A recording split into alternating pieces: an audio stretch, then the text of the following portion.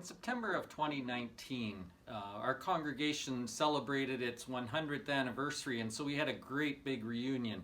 One of my favorite weekends ever during my time here. Hundreds of people came back to Estevan to celebrate their time in the congregation and their connection to the people here, and it was just wonderful. It was capped by a great worship service on Sunday morning, and I got to preach at that worship service, and lots of people complimented the service, and lots of people complimented the organizing committee for all the things they did, and it was just a beautiful weekend. It was really, really great.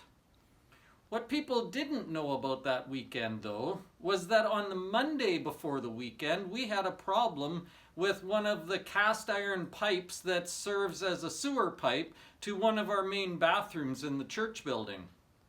On a Monday afternoon, I found out that the sewer wasn't draining, and so I called one of the other guys, and he and I started looking at this problem. We worked on that problem all Monday afternoon, and then all Monday evening till 10 o'clock at night.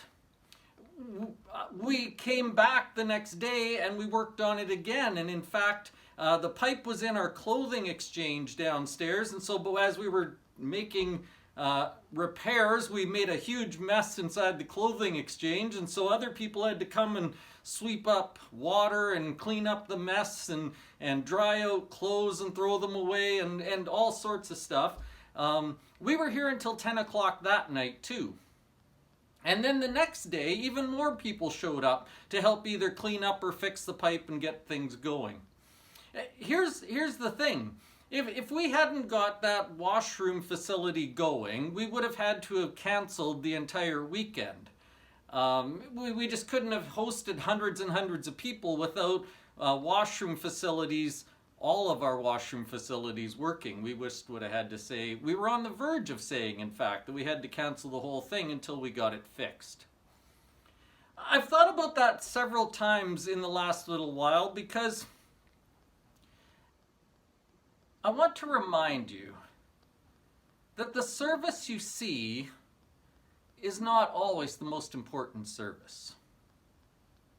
Certainly people saw me get to stand up in front of hundreds of people on a Sunday morning and give a little talk. But what I did for those 30 minutes wasn't as important in many ways as the organization that went into that whole weekend to begin with, and even fixing that pipe for a couple of nights on the week before. We make a big mistake in the church. The way we run church these days actually causes this mistake to be made all the time. We tend to think, because of the way we run things, that the people up front, the people with the spotlight, the people who get to stand in front of everyone, the people who get to speak are the important people. But you know what? I don't think that's true. I don't think the spotlight things are the big things. In fact, I think it's the quiet things, the things that are done when no one else sees, the things that are done by those who don't get a spotlight or recognition. It's not the glorious, wonderful stand up in front of everybody things that are really important. It's being down in the basement, getting all dirty and gucky so that you can actually be of service to somebody else when they don't even know you're doing it. I like the fact that when Paul writes to Timothy and Titus, two church leaders, he never once tells them how to preach a sermon. He tells them to teach the word, he tells them to speak the truth, but he never outlines what a sermon's supposed to look like. He never tells them how to be funny in their sermon or apply their texts or do whatever. He doesn't talk about the upfront stuff. He talks about things like this. 1 Timothy chapter 4, verse 12. Don't let anyone look down on you because you are young. Timothy, don't let anyone look down on you because you're young. You can do something valuable. Here's what you're going to do. But set an example for the believers. In speech, in life, in love, in faith, and in purity. he doesn't say, Timothy, don't let anyone look down on you because you're young, but you get up front and you be the leader and you get the spotlight. No, no, no, no. Timothy, don't let anyone look down on you because you're young, but set them an example. Set them an example, not just when you have the spotlight, but especially when you don't. Set the example when you're just going about your everyday life with them. Set the example in your speech, how you talk to one another.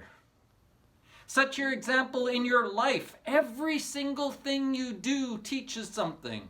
Set an example. Set an example in your love, in the way you love people. That doesn't happen up front on Sunday morning. That happens every other day. How you respond to people, how you act, how you treat them.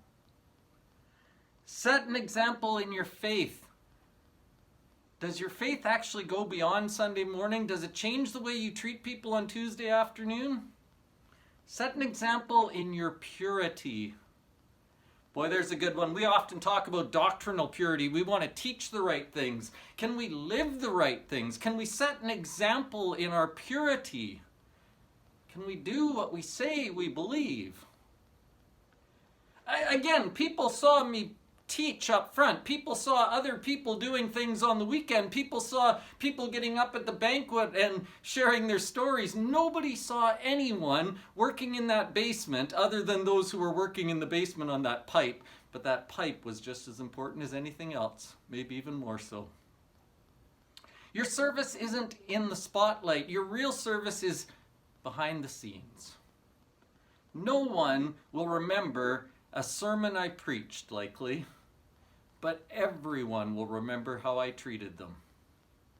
Your service is in the background, and that's the most important service there is.